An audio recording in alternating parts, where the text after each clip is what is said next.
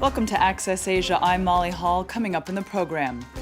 Agent Orange on trial. 4 decades after the end of the Vietnam War, one woman takes America's biggest chemical companies to court. Plus, we take a closer look at the rising attacks and religious desecrations threatening Pakistan's dwindling Sikh community.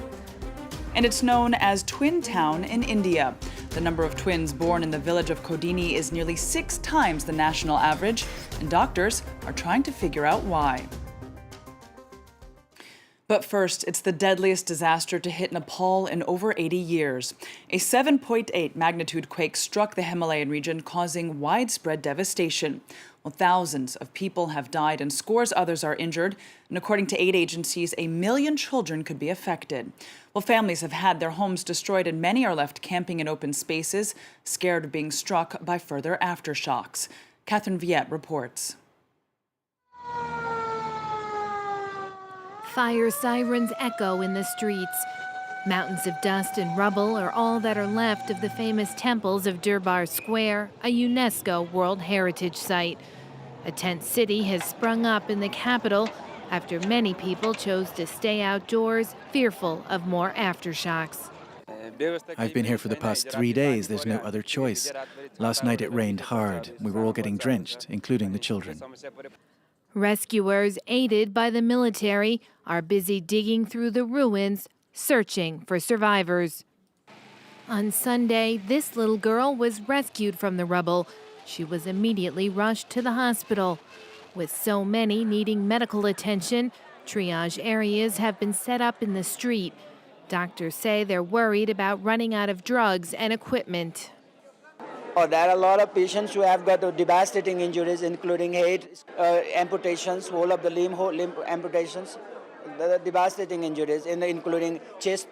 I've broken my leg. My father was injured too, and I have no idea where my sister is. It's really difficult. The same scenes of devastation are everywhere. With the morgues full, people are now lining up the dead outside. Survivors are searching for news of missing loved ones. Seismologists warn more violent aftershocks are to be expected after a 6.7 magnitude tremor hit near the country's border with China on Sunday. 4 decades after the end of the Vietnam War, a Franco-Vietnamese woman is taking some of America's most powerful chemicals companies to court. Well, she accuses them of having produced Agent Orange, a toxic chemical that was released by American military planes over the Vietnamese countryside. Well, it is thought to have contaminated more than 3 million people. Here's this report from our correspondents in Vietnam. Cu Chi, a few kilometers from Ho Chi Minh City, one of the largest Viet Cong positions in southern Vietnam. Tran Tan Naha, now 73 years old, fought with the guerrillas against the Americans here. She survived the war, but there was one enemy she couldn't escape, Agent Orange. I saw a fighter plane approaching, but instead of attacking us, it just flew by. As it passed, it released something that looked like a cloud. More than 80 million liters of chemicals were dropped by the Americans. And it wasn't just Naha who was affected by the dioxins. In 1968, and in the heart of the jungle, she gave birth to a seemingly healthy girl.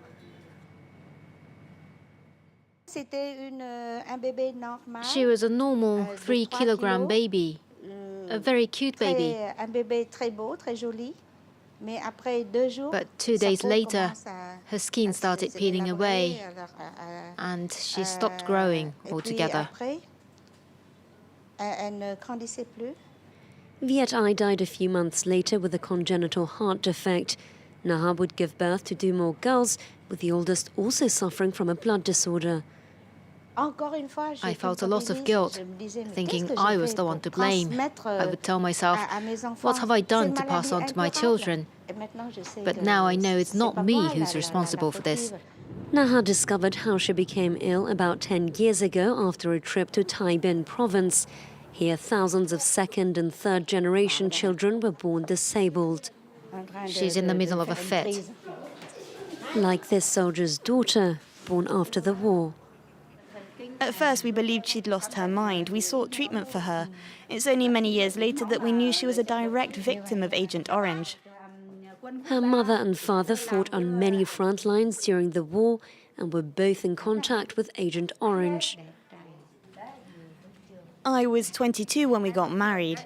We were a nice couple, but our fate was a sad one.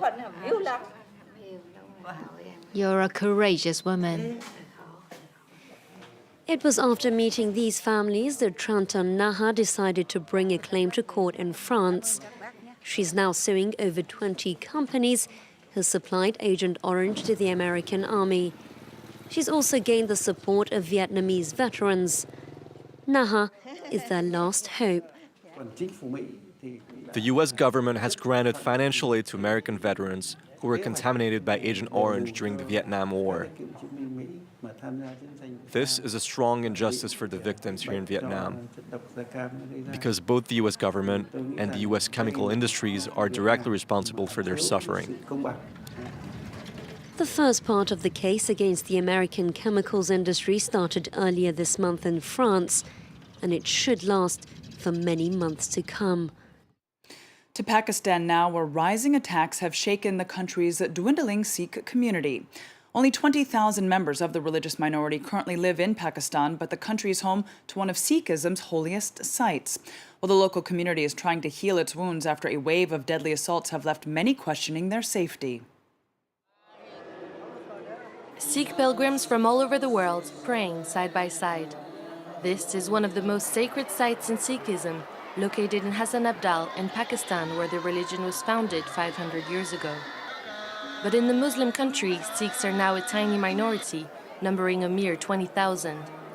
Among them, a man in grief. His son was one of the victims of a wave of attacks against the community last year. Back at his home in Peshawar, Harban Singh is still in shock. We are Pakistani nationals. We live here. So why did this happen to us? We're devastated by this brutality. How can this happen to us? His son's sudden death left 3 children orphaned. In the bazaar where the attack took place, the family's bakery remains closed. Across the street, another Sikh shopkeeper witnessed the shooting. We do think of moving, but if we do, who will look after the business? How will we make ends meet and feed our children? We work, but we are very afraid. We feel fear in our hearts. Most Sikh families here are originally from the country's restive northwest, but military operations against the Taliban have forced many to move to major cities, making them more visible and more vulnerable. In the second half of last year, 5 other Sikh traders were murdered in similar attacks. There are no official leads in any of the cases, increasing the community's sense of insecurity. Nobody ever explains anything to them. The police doesn't know. So if they are not going to identify the attackers or the pattern, if there is a pattern, they don't even know if there's a pattern there, right? So that's their concern is that they would never be able to, they would never be sure as to why they're being targeted, other than the fact that they are vulnerable, the security situation is bad, and people do not want to see minorities flourishing at all. In Peshawar's Sikh neighborhood, a gate was installed in front of the temple for the first time ever after the killings. Security measures also visible at the Sikh festival, where 1,000 police were deployed to protect some 5,000 worshippers, allowing both foreign and local pilgrims to pray in peace and hope for a safer future for the generations to come. In the remote village of Kodinhi, India, doctors are trying to unravel a mystery. The number of twins born there is almost 6 times the national average. Well, with 350 sets of twins for 2,000 families, Kodinhi has been dubbed Twin Town. Katavan Gorjistani has more. From afar, especially with their uniforms, it's hard to tell these pupils apart.